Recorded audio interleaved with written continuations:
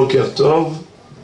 Question, est-ce qu'on doit se prosterner quand on dit Barechu et Hashem HaMevorach? Baruch Hashem HaMevorach Le'olam Va'ed. Les Ashkenazim se lèvent au moment où ils disent Barechu et Hashem HaMevorach, tout le monde se lève et répondent Baruch Hashem HaMevorach Le'olam Va'ed. Le Rav Ovadia Yosef, lui, comme les Rabbanim Sfaradim, c'est-à-dire le Minhag Séfarad dans l'absolu, est de ne pas se lever ni de se prosterner. Mais ce Minhag, on l'a retrouvé dans le Mahzor Vitri et dans le Kolbo. Ce sont des livres de Rishonim où on retrouve que ce Minhag a été relaté. Plutôt le Orchot Haïm et le Mahzor Vitri.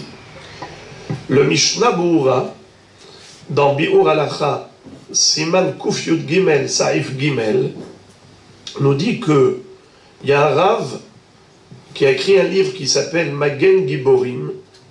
Il essaye de trouver une justification à ce que les gens ont l'habitude de se prosterner. Il dit normalement, ça devrait être assourd. Pourquoi?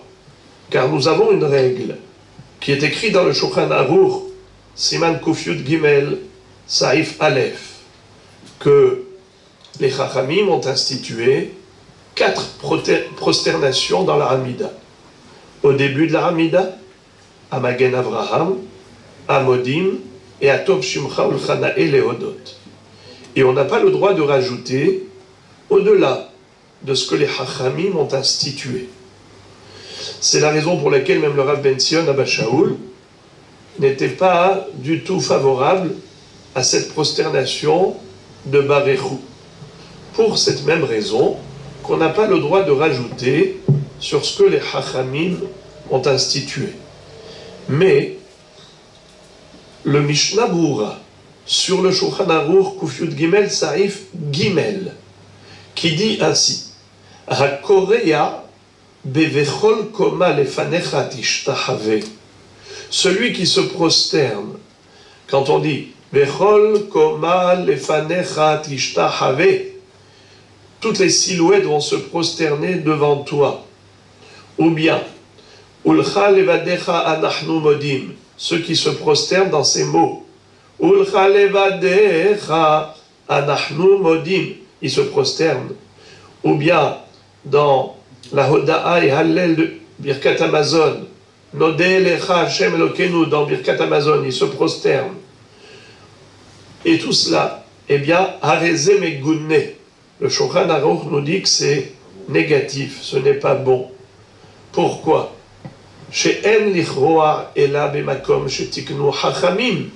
On ne doit se prosterner que là où les Chachamim ont institué. Mais le Bi'ur Halacha, toujours dans cette même Halacha, nous dit que lui, il pense que ceux qui se prosternent ne font pas d'erreur dans Barechu et Hashem HaMevorach, Baruch Hashem HaMevorach Le'olam Va'ed. Pourquoi? Parce qu'il dit que certainement ce minhag s'appuie sur ce qu'ont fait les Béné Israël à l'époque où on retrouve dans Divrei Hayamim, quand David Amelech a dit au peuple juif Barechuna et Hashem Elokechem, rendez hommage à l'Éternel votre Dieu. Il est écrit dans le livre des Chroniques, Divrei Hayamim, Vaivarechu kol hakahal Hashem Elohe avotehem. Tout le public a rendu hommage à Kadosh Baruch Hu. Vaikedu, vaishtahavu l'Hashem. Ils se sont prosternés devant Hashem. Donc tu vois qu'en effet, quand il leur a dit Barechu et Hashem HaMevorach, eh bien ils se sont prosternés. Le Rav David Yosef Shalita, pour répondre aux objections de ceux qui disent que c'est assourd de le faire parce que ça s'appelle rajouter sur la takana de Chachamim, eh bien il dit, nous voyons bien que dans Vaya'avor Hashem al-Pana Vayikra, on se prosterne comme le demandent les Mekoubalim, ou encore, on se prosterne dans Allélu les Shabbeach quand on dit Va'anachnu korim mishtachavim lifne melech malchei amlachim hakadosh baruch hu. Comment ça se fait? Alors, il explique que l'interdiction de rajouter sur la takana de Chachamim, c'est uniquement dans la Hamida. Mais en dehors de la Hamida, si tu dis Va'anachnu mishtachavim, eh bien c'est permis. Ça ne s'appelle pas rajouter sur la takana de Chachamim. C'est uniquement dans la Hamida qu'il ne faut pas rajouter. D'ailleurs, le Mishnah Moura raconte l'histoire de Rabbi Akiva.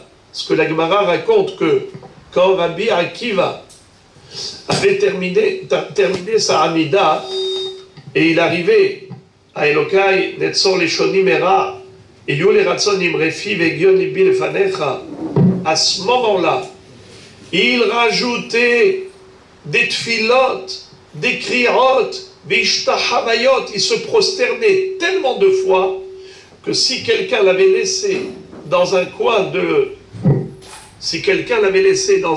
la synagogue, il pouvait le retrouver dans un autre coin de la synagogue. Tellement Rabbi Akiva se prosternait. Seulement, ce n'était pas dans la Hamida même, c'était après Yule Ratson.